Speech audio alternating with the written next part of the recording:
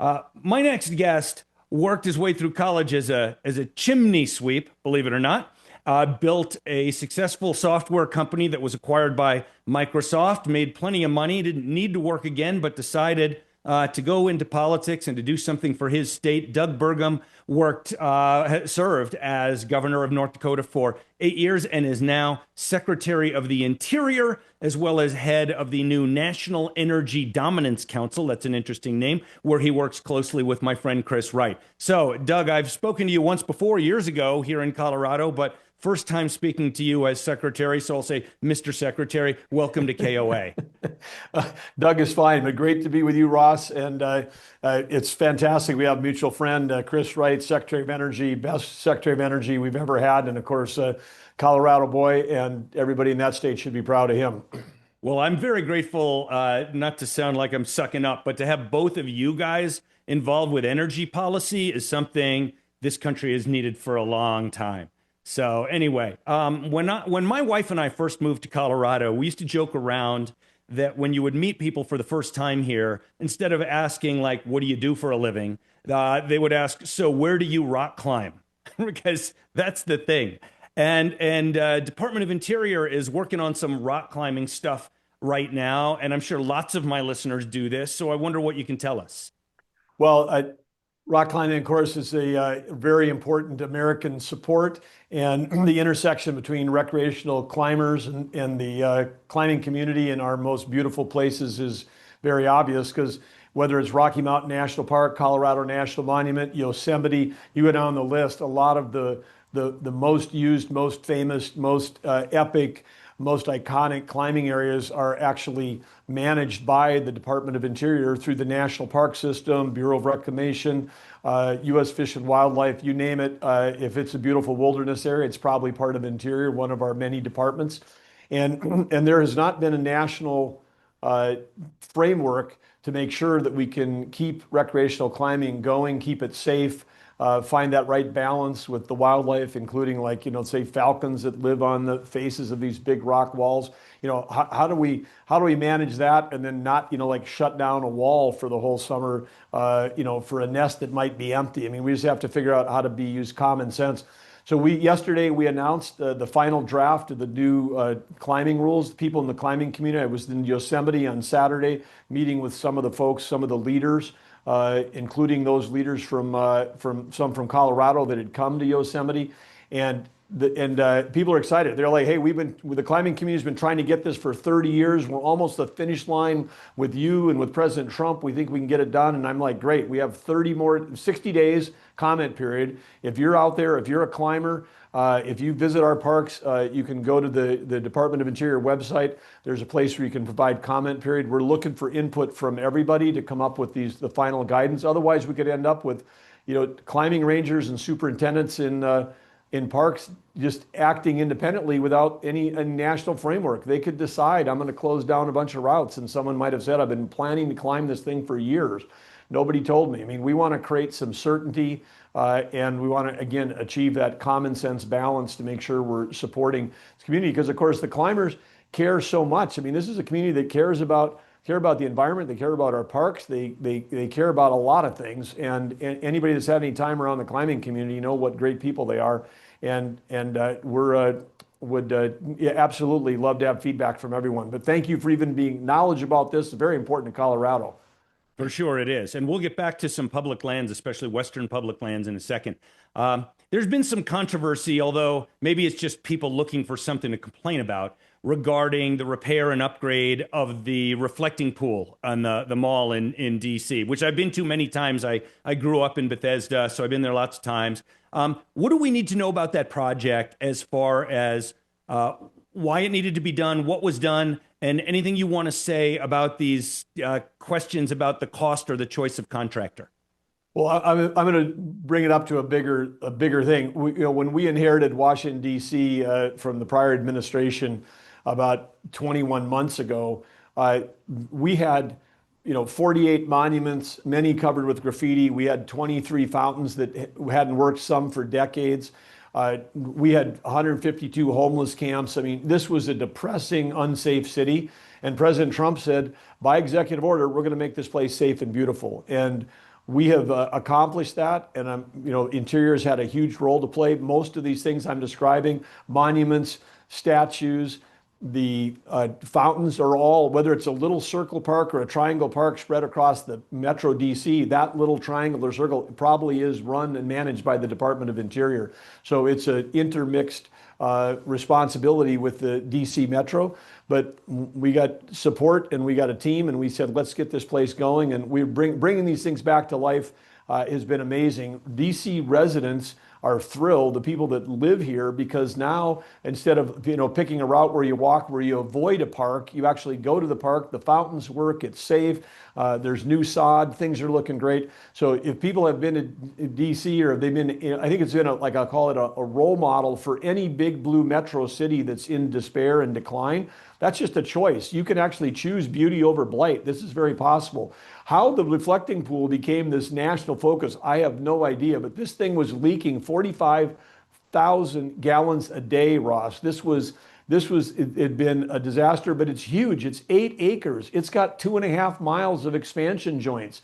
I mean, it was leaking because this is an engineering on a hot day versus a cold day.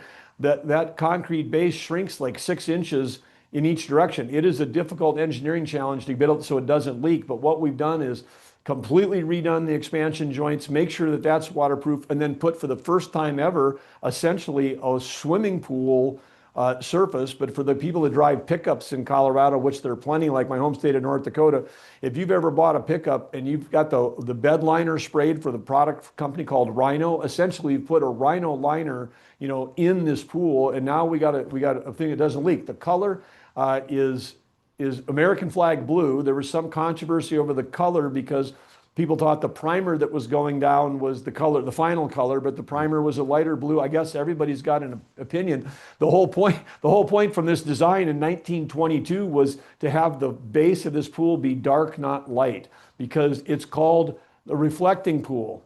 Kind of like your show, very literal name for your radio show. I mean, it's very appropriate. The reflecting pool is supposed to reflect. And you don't want it to look like a swimming pool where you can see the bottom. You don't want it to look like a swamp where it was covered with algae.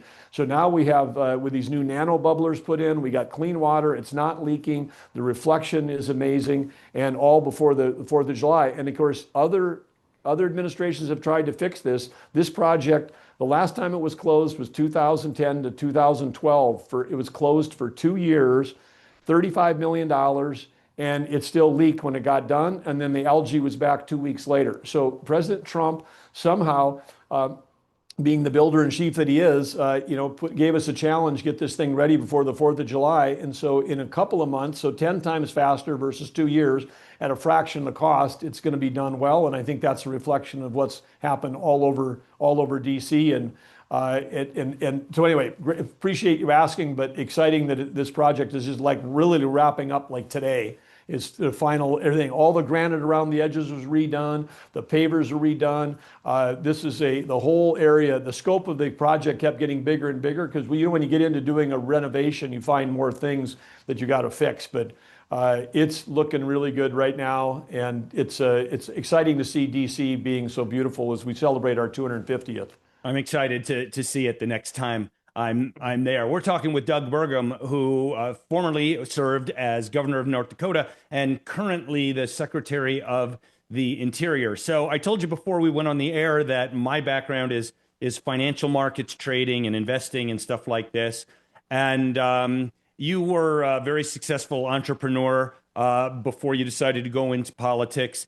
I would like you to tell us a little bit about how you thought about the risk that you were taking when you were building Great Plains software, and how that perception of risk, maybe lack of risk aversion or a certain way of thinking about it, impacts how you do your job now in the public sector. Well, that's a powerfully great question, because I would tell you risk-taking has been a foundation of this country. I mean, innovators and risk-takers have been at the source of American greatness. And I think the difference between a lot of people is not IQ. It's not, whether they're going to work hard, because a lot of people work hard, but there's times when you have to take a risk, and thank goodness for entrepreneurs. But I grew up in this small town in North Dakota, and wasn't around software, wasn't around computers, didn't have any exposure to that at all. And then had left North Dakota like a lot of folks had, in that era. The state was declining, employment was going down in the state. The economy was not good here, and I was working in Chicago. I mean, like the last place, downtown Chicago. And then I'm walking by a fellow coworker's office, and they've got an Apple II computer with a VisiCalc, an early spreadsheet on it. And he goes, "Hey, check this out." And he like hits the button and it calculates the spreadsheet in a couple hours. I was working in a job where we were, doing analysis. I had just done an all-nighter crunching around with a little TI calculator and a physical spreadsheet trying to write all this stuff out. And I'm like, that's going to change the world. I mean, it was the first time I'd seen a PC and seen PC software. And then I realized, wow, I could do this from anywhere. I could do this from home. And I knew that all the other college grads that had left the state and had gone to places around the country. So my dad had passed away. My dad was a World War II Navy vet. He served in the Pacific on a destroyer, lived to tell about it, came home, raised a family. I was the youngest of that crew. But he passed away when I was a freshman in high school. But I got a little bit of farmland, not enough to farm, but a little bit of farmland. That was the only asset I had. So I mortgaged the farm, literally bet the farm, and that became the seed capital for Great Plains Software, which we built into a company that had 2,000 employees, 1,200 in Fargo, 400 rest of North America, 400 rest of the world, went public. Had a great run as a public company, and at the peak of our great run as a public company, then along comes Microsoft, and they said, "We want to turn all 2,000 of you into Microsoft team members, and we'd like you to stay." So I ended up staying there for 7 years, running their global business solutions at Microsoft. But it was that decision of, am I willing to bet the farm that my grandparents homesteaded, that everybody told me I shouldn't do? If I'd have listened to all the advice I had, you and I wouldn't be talking here right now. I'd be off doing something else. But something in me was like, hey, this is a bet worth taking. But then I made the bet, and then it looked like a bad idea for about 8 years. So it was like when you're running scared and you think that you just lost the family farm, on a bet on a crazy thing, when people are like, "What software?" Back in the 1980s, nobody'd ever heard of it. I mean, it was thing, but you got to throw in a little hard work and make your own luck, but you have to make the bet first. But no one's ever asked me this before, anytime really. So thank you. Oh, well, that's I take that as the highest compliment when someone who does a lot of interviews said, "Nobody's asked me that before." So that's great. I'll tell you, my first computer was an Apple II Plus that I bought in 1981. So you were on the front edge of that stuff. You were I definitely was. All right, I know I've had you for longer than I'm supposed to, so let me just ask you one last question. What is the most important part of your job as Secretary of Interior that you think most Americans don't even know is part of the Interior Department? Well, I'd say two things. One is most people don't know that the Interior includes all of the U.S. territories. So everything from Guam, American Samoa, and the Southern Pacific, Marianas Islands, the U.S. Virgin Islands. And all of these, of course, like in the Pacific, have got huge military installations. As you know, I think you grew up on Guam, spent time there, but you understand how critical they are to our national defense. And so that's one thing that people don't know about Interior. But as you said at the outset, I've got two jobs. I'm leading Interior, but I'm also head of the National Energy Dominance Council. And in that role, our job is to make sure that we've got abundant energy for all U.S. citizens. And that's abundant energy. That includes, what we're doing with critical minerals to get out underneath the stranglehold of China, controlling 85 to 100% of these minerals that everybody listening to the show uses every day. If someone's driving a car, using a cell phone, has a refrigerator or microwave at home, you're using critical minerals, much less if you're in the defense industry. It's essential to that.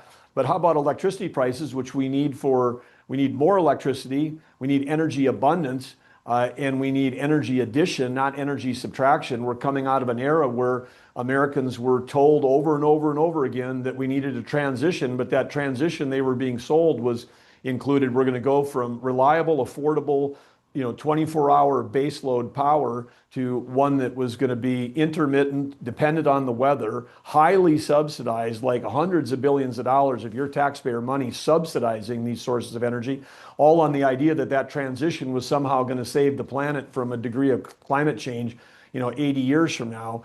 And all of that stuff is falling apart because there's just no factual basis around that. The transition was a subtraction. It didn't lower energy prices. It raised energy prices. It created, energy insecurity versus energy security.